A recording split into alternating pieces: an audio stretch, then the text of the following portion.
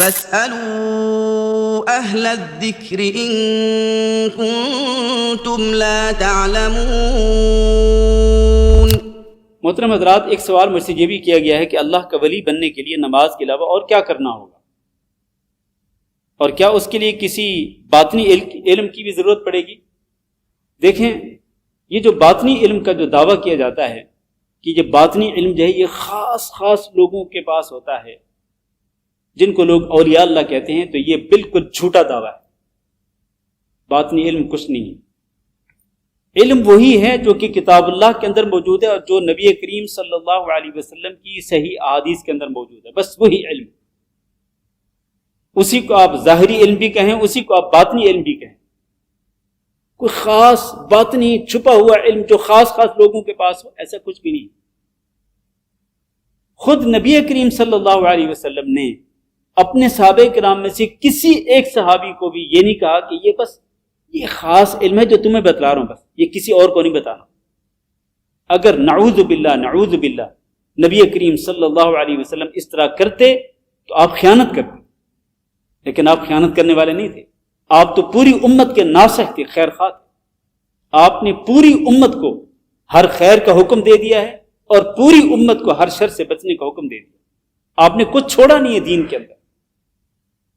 پوری کی پوری شریعت وہ سورج کی طرح چمکنے دمکنے والی، بالکل واضح کلیئر ہے۔ کوئی خاص باطنی علم نہیں ہوتا ہے۔ جو دعویٰ کرتے ہیں وہ جھوٹا دعویٰ کرتے ہیں۔ اللہ کا ولی بننے کے لیے کیا ضروری ہے؟ اس کے لیے دو چیزیں ضروری ہیں۔ الا ان اولیاء اللہ لا خوف علیہم ولا هم يحزنون الذین آمنوا وكانوا يتقون۔ بس یہ دو صفتیں ہیں، دو چیزیں ہیں جو اللہ کے ولیوں کی صف میں شامل ہونے کے لیے ضروری ہے۔ ایک سچا ایمان اور دوسرا تقوی۔ سچا ایمان، اللہ رب العزت پر سچا ایمان، اللہ کی توحید پر سچا ایمان، کہ انسان اللہ کی توحید کے تقاضوں کو پورا کرنے والا ہو اور ایمان کے دیگر جتنے بھی تقاضے ہیں وہ سارے کے سارے پورے کرنے والا ہو، سچا مومن ہو۔ اور سچا مومن ہوگا تو اس کے دل میں اللہ کا خوف بھی ہوگا، وہ متقی پرہیزگار بھی ہوگا۔